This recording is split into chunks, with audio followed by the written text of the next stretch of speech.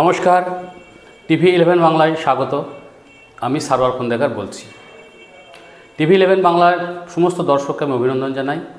আগের পর্বে চোখের সামনে অনুষ্ঠানে বিভিন্ন জায়গা থেকে ফোন এসেছিল, অনেকে লাইক করেছেন, প্রচুর ফলো করেছেন, তার জন্য আমার TV11 বাংলার দর্শকদের স্বাগত জানাই।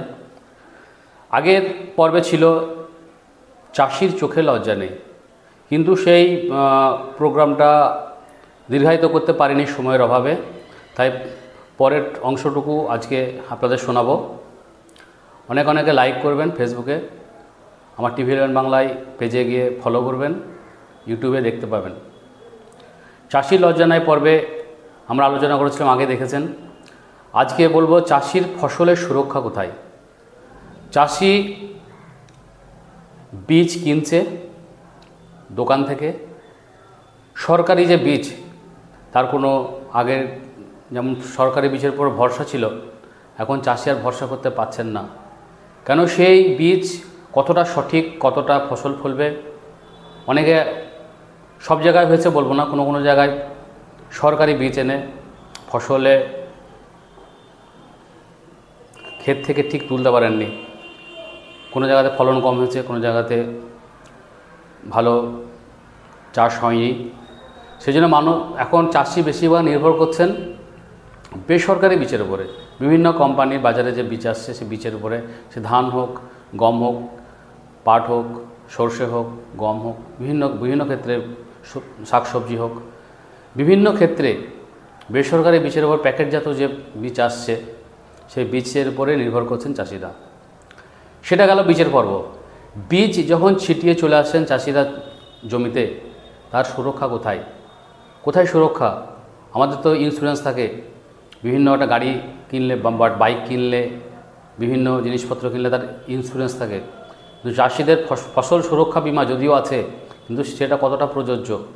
আমাদের সামান্য একটা গাড়ির দুর্ঘটনা ঘটলে, একটা কাঁচ ভাঙলে আমরা ক্ষতিপূরণ পাই, কিন্তু চাষির সুরক্ষা কোথায়? চাষি জমিতে বীজ ফেলে দিয়ে চলে আসছে, বীজ থেকে গাছ বের হচ্ছে, সেই গাছ থেকে ফল ধরছে, ফল ধরার পরে সে চাষি যে ঘরে তুলতে পারবে, তার নিরাপত্তাটা কোথায়? নিরাপত্তা তো নেই। প্রথমে তো বলি, চাষি যখন ফসল লাগাচ্ছেন তার কোনো নিরাপত্তা নেই, সম্পূর্ণ তাকে নিজে সেই ফসলকে সুরক্ষার ব্যবস্থা তাকে করতে হয়। অনেক চাষি মাঠে যেতে পারেন না, হয়তো তার সীমিত জমি, সে সীমিত জমির জন্য তার বাকি সময় নষ্ট করতে পারেন না, কিন্তু ফসলের সুরক্ষার কোনো ব্যবস্থা নেই। কোনো গৃহপালিত পশু, হয়তো গবাদি পশু খেয়ে নেবে, কিংবা কেউ হয়তো চুরি করবে ফসল, সেই ফসলের সুরক্ষা আমাদের ব্যবস্থাতে নেই।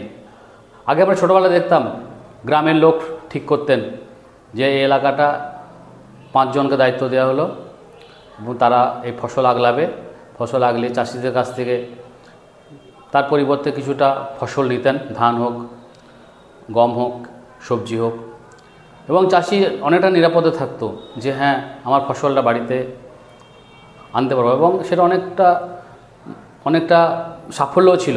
কিন্তু আস্তে আস্তে সময়ের সঙ্গে সঙ্গে তালে মানুষের কাজের চাহিদা বাড়াতে সেই সব সুরক্ষা ব্যবস্থা নেই, সুরক্ষা ব্যবস্থা উঠেই গেছে।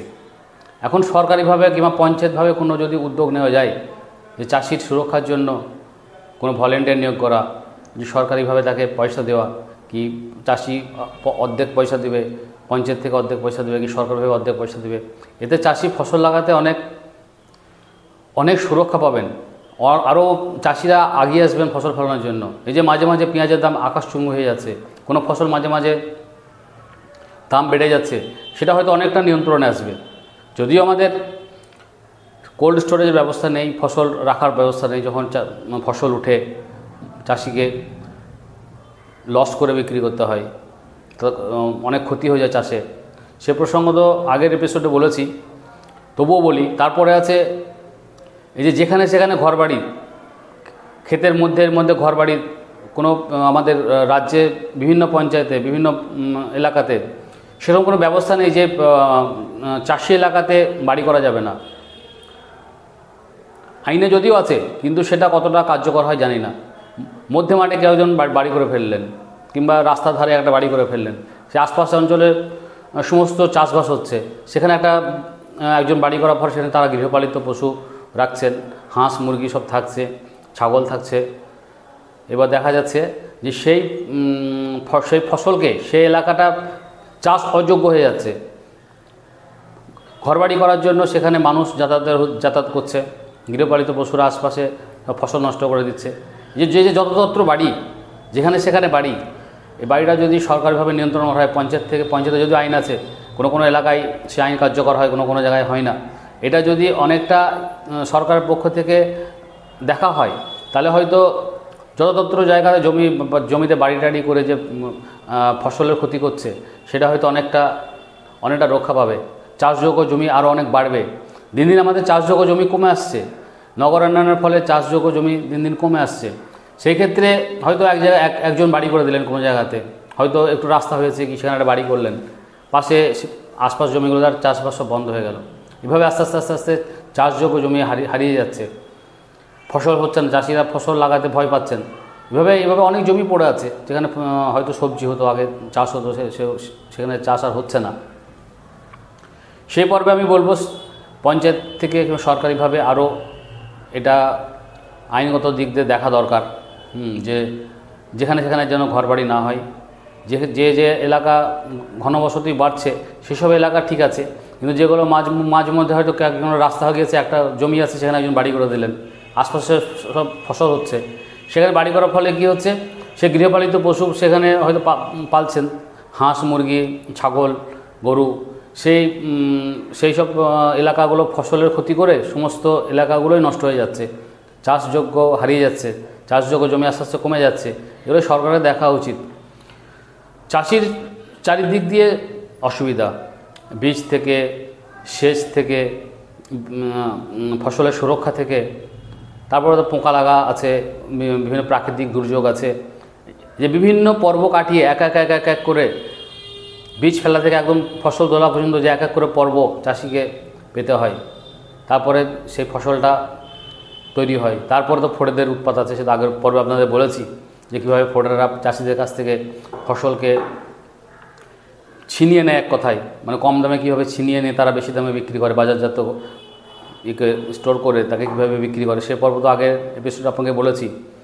এইটা আমাদের সকলে যদি সচেতন হয়, প্রত্যেকটা চাষি এবং চাষির যে সংগঠনগুলো আছে তারা যদি সক্রিয় হয়, তো অন্তত এই থেকে চাষি অনেক থেকে সুরক্ষা পাবেন। নেক্সট এপিসোডে আবার এই পর্বে বলবো সেচ ব্যবস্থা নিয়ে যদিও বলেছিলাম কিছুটা, কিন্তু বাকিটা কীভাবে সেচে চাষি ক্ষতিগ্রস্ত হচ্ছে সে পর্ব নিয়ে বলবো। সবাই ভালো থাকবেন, সুস্থ থাকবেন। আমার চ্যানেল বেশি করে পেজকে লাইক দেবেন, ফলো দেবেন। নমস্কার।